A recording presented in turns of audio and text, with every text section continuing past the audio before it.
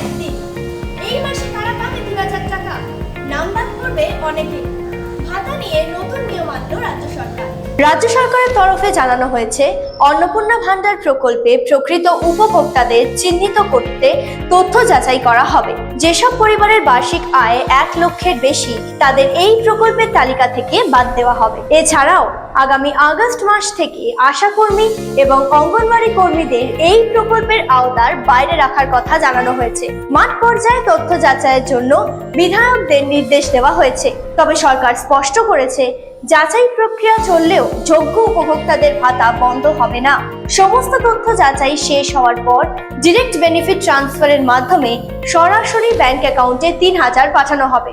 পাশাপাশি যাদের আবেদন এখনো বিচারাধীন রয়েছে বা সিএ এর অধীনে নাগরিকত্বের আবেদন করেছেন, তাদের আবেদন চূড়ান্তভাবে নিষ্পত্তি না হওয়া পর্যন্ত ভাতা চালু থাকবে বলেও জানিয়েছে।